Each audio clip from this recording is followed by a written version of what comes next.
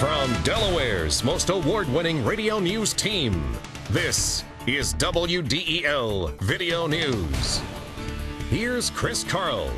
Among Delaware's top stories for Wednesday, October 17th, state police believe they've caught the serial rapist. The former Christina school superintendent has been fired in Florida. And paying respects to the late Senator Jim Vaughn. Here are the details. A bizarre incident this morning in Wilmington. A man was found shot to death inside his wrecked SUV. It happened about 1:35. Police were called to Pennsylvania Avenue and Franklin Streets for reports of shots fired. They found a 2007 Chevy Trailblazer leaning against a severely damaged utility pole with a man's body inside. The 33-year-old man had been shot in the chest. Police have no suspects and no motive at this time. They say there will be traffic delays in the area of Pennsylvania Avenue and Franklin Streets while a new utility pole is installed. Well, state police say they've arrested a suspect in a series of knife-point rapes in Newcastle County. WDEL's Frank Gerace reports. Superintendent Thomas McLeish says a 22-year-old Turkish national living in Bexar was arrested just after midnight Tuesday morning.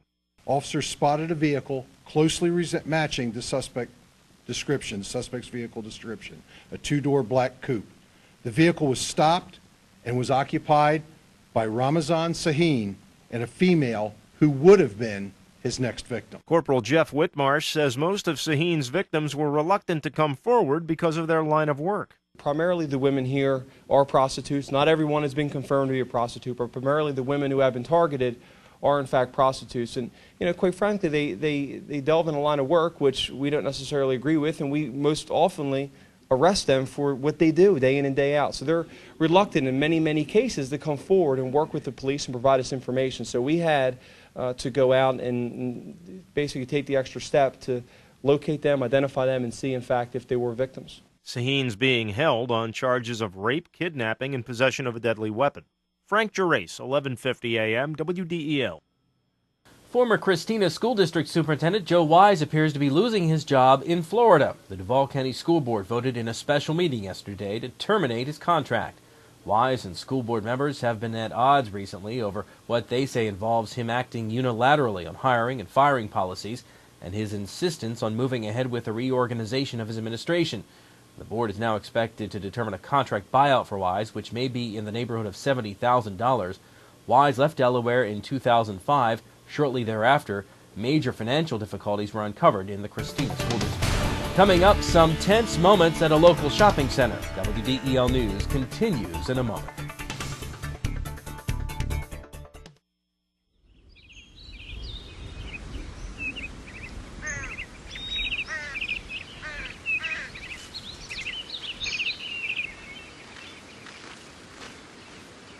As you look for your college experience, make sure you look at Wilmington College, your key to success.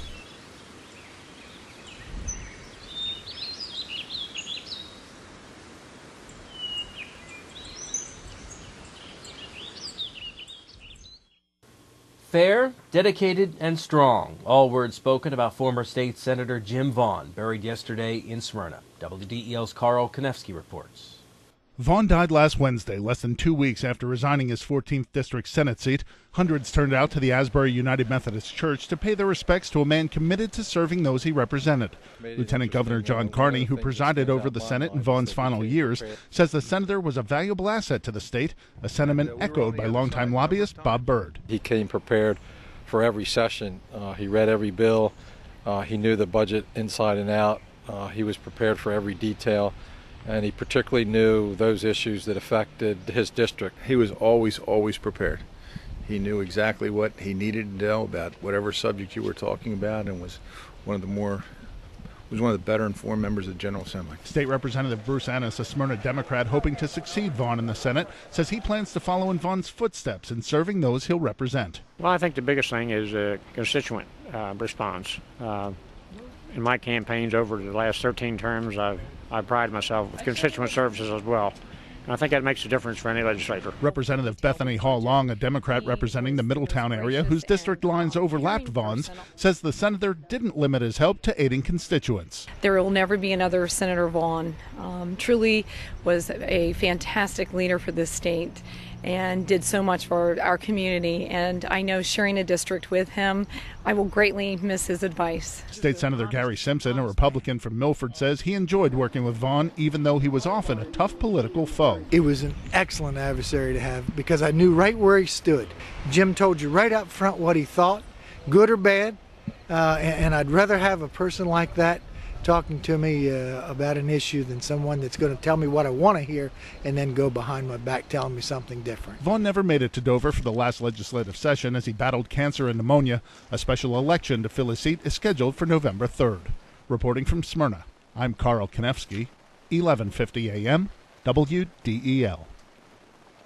State police say a Newcastle man has died from injuries he suffered when his motorcycle crashed in Claymont Monday night. Police say a car turned in front of William Gillespie's motorcycle on Naaman's Road at I-95. Investigators are still working to determine who had the right-of-way. A state police bomb squad has determined a suspicious package left behind by a bank robber at the Brandmar Plaza Shopping Center was not explosive. The robber went into the WSFS branch just before 10 o'clock yesterday morning, placed the package on a counter, and demanded money from a teller. After getting cash, the robber ran, leaving the package behind. The bank and some stores were evacuated while the bomb squad investigated. The suspect is still at large. Wilmington officials have hired a facilitator to help find a solution for the dispute involving the Fletcher Brown mansion. Ingleside Homes wants to tear down the mansion to build a senior citizen apartment building. The city is paying Jennifer Hurley $5,000 to meet with Ingleside and the building's neighbors to hear concerns. After that, she's expected to bring both groups together for a discussion. Mayor Baker has previously said the mansion should not be demolished. Well, the Flyers' flying start continues. WDEL Sports and your Delaware AccuWeather forecast just ahead. I'm Peter MacArthur. I'm Melanie Armstrong, and here are Delaware's top stories at the top of the hour. The most complete coverage of the news that matters in Delaware. Every weekday morning, 5:30 till 9 on 1150 AM WDEL. In WDEL Sports, Jeff Carter and Sammy Kapanen scored 34 seconds apart in the second period to lift the Flyers to a 4-0 win over the Atlanta Thrashers. Martin Byron had 31 saves in his first shutout since being acquired from Buffalo in February. Flyers are now 4-1 on the season. They host the New Jersey Devils tomorrow night. Your WDEL Delaware AccuWeather forecast: partly sunny today, high 77. Tonight, partly cloudy, low 57. Tomorrow, mostly cloudy, a shower in some spots, high 78. A couple of showers possible on Friday as well. Get news updates throughout the day. Delaware's top stories at the top of the hour on 1150 AM WDEL, or anytime right here at WDEL.com. I'm Chris Carl. Thanks for watching.